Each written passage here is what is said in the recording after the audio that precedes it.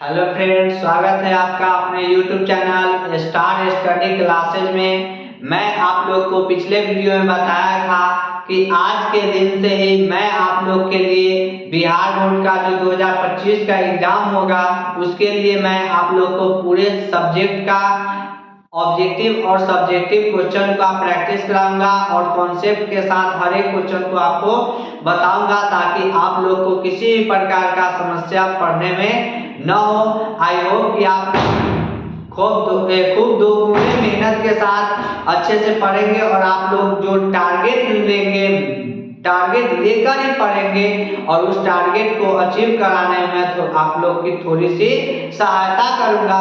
तो चलिए स्टार्ट करते हैं। आज मैं आप लोग को बिहार बोर्ड का जो 5 सब्जेक्ट का एग्जाम होता है, छठा सब्जेक्ट आप लोग का इंग्लिश भी होता है, तो मैं उसमें आप लोग को आज से स्टार्ट करने वाला हूँ गणित। तो गणित का सिलेबस जो आप लोग को पता ही है, तो मैं आप लोग को बता देता हूँ कि गणित में आपको दो तरह से क्वेश्चन आते हैं। एक होता है ऑब्जेक्टिव टाइप और एक होता है सब्जेक्टिव टाइप। ऑब्जेक्टिव टाइप में 50 नंबर का ऑब्जेक्टिव होगा जिसमें आपके 4 ऑप्शन रहेंगे। उन 4 ऑप्शन में 3 ऑप्शन आपका गलत होंगे और एक ऑप्शन जो होगा सही होगा। तो उसी आंसर को आपको टिक करना है कि आपका जो राइट आंसर क्या है। और दूसरा टाइप सब्जेक्टिव रहता है जिसमें से 15 क्वेश्चन आपका 2 नंबर का रहेगा जो पूरे 30 नंबर का हो जाएगा और 4 क्वेश्चन आपका 5 नंबर का होगा जो टोटल 20 मार्क्स का होगा। इसमें आप लोग को सबसे मेन टॉपिक जो पढ़ना है वो त्रिकोणमिति का पढ़ना है, सांख्यिकी पढ़ना है, आयतन एवं क्षेत्रफल पढ़ना है, वास्तविक संख्या, बहुपद, द्विघात समीकरण, एपी। ये सारे टॉपिक्स जो बहुत ही ज्यादा इम्पोर्टेंट है। इसके अलावा भी और सारे ऐसे टॉपिक्स हैं जो आप लोग को पढ़ना है, लेकिन मैं आप लोग को धीरे धीरे एक एक करके एक टॉपिक बाय टॉपिक आप लोग को पढ़ाते जाऊंगा, समझाते जाऊंगा ताकि आप लोग को समझने में किसी प्रकार का समस्या न हो। तो चलिए आज का जो टॉपिक है मैं स्टार्ट करता हूं। आज आप लोग को माध्य से स्टार्ट करूंगा।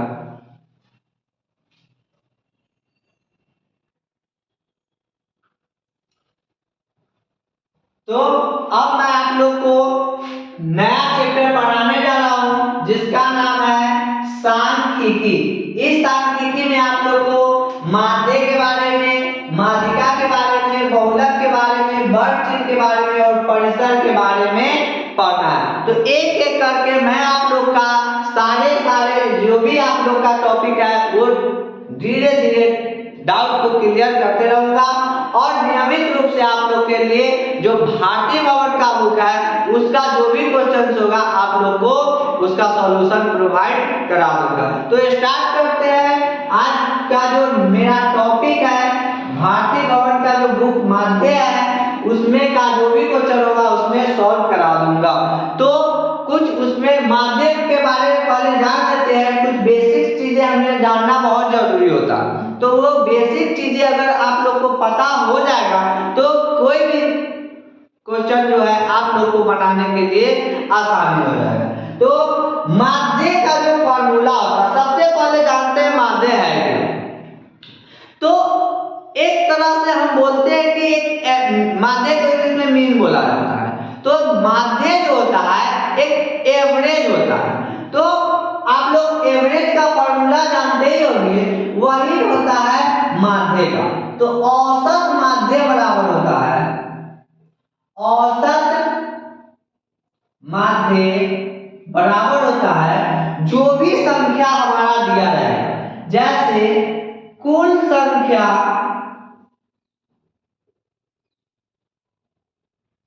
का जोड़ बटा में कुल संख्या। तो ये हमारा माध्य का एकदम बेसिक सा फॉर्मूला है कि कुल संख्या का जोड़ बटा कुल संख्या।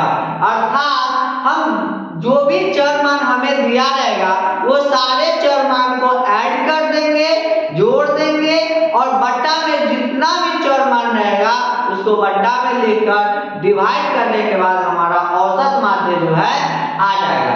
जैसे हम लोग आप लोगों के लिए एक एग्जांपल देता हूं। उदाहरण के लिए अगर मान लिया जाए कि 8 6 5 1 ये हमारे पास चर मान है। चर मान का माध्य ज्ञात करें, माध्य ज्ञात करें। तो ऐसे क्वेश्चन को सॉल्व करने के लिए आपको बस कुछ नहीं करना है, इसी बेसिक सा फॉर्मूला का यूज करके आपको औसत माध्य ज्ञात करना है। तो माध्य ज्ञात करना है तो औसत माध्य का फॉर्मूला आप बार बार जो भी फॉर्मूला आप लोग के लिए आए वो फॉर्मूला को आप लोग बार बार लिखेंगे, तब जाकर वो फॉर्मूला आपको याद हो जाएगा। तो औसत माध्य बराबर होता है कुल संख्या का जोड़, कुल संख्या का जोड़ बटा में कुल संख्या। तो फॉर्मूला ये हो गया। अब इस पर बस कुछ नहीं करना है, अब सारे फॉर्मेट को इस पर सेट कर देना है। तो कुल संख्या का जोड़, हमारे पास संख्या कितना है 8 6 5 1, इसको ऐड के रूप में लिख देना है 8 + 6 + 5 + 1, अब बट्टा में हो जाएगा कुल संख्या कितना है 1 2 3 4 4। अब यहाँ ऐड करेंगे 8 6 14 5 9 1 20/4। जब इसको हम डिवाइड करेंगे तो हमारा राइट आंसर जो होगा 5 होगा। तो ये हुआ आप लोग को माध्य बनाने का बेसिक सा फॉर्मूला। तो आई होप ये कॉन्सेप्ट आप लोग को समझ में आ गया होगा। ये फॉर्मूला आप लोग याद कर लेंगे और इस तरह से मिलता जुलता और भी क्वेश्चन आप लोग प्रैक्टिस कर लेंगे ताकि आप लोग को बनाने में सुविधा हो। तो औसत माध्य का जो ऑब्जेक्टिव को इस तरह का जो क्वेश्चन है आप लोग बता दिए हैं, आप लोग इसका प्रैक्टिस कर लीजिएगा। और HW में आप लोग के लिए देते हैं, इसका राइट आंसर हमारे HW के लिए है कि 3 5 6 9 का औसत माध्य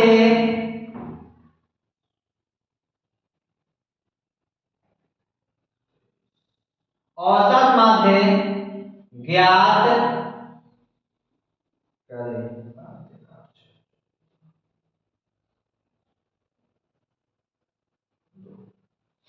3 5 6 9 2 का औसत माध्य ज्ञात करें। इस क्वेश्चन को आप सॉल्व कीजिए और जब आपका राइट आंसर आ जाए तो कमेंट बॉक्स में कमेंट कर उसका सही आंसर जल्दी से जल्दी भेजेंगे। यदि आप लोग का ये सवाल सही हो गया तो मैं नेक्स्ट वीडियो में आप लोग का नाम अनाउंस कर दूंगा और पता चल जाएगा कि किसने ये जो कॉन्सेप्ट मैंने बताया है ये किस किस को समझ में आ गया। तो मिलते हैं हम लोग नेक्स्ट वीडियो में। सब्जेक्टिव को चलिए ऑब्जेक्टिव टाइप था और इससे जो भारतीय बुक है उसका क्वेश्चन को सॉल्व करेंगे। तो तब तक के लिए धन्यवाद।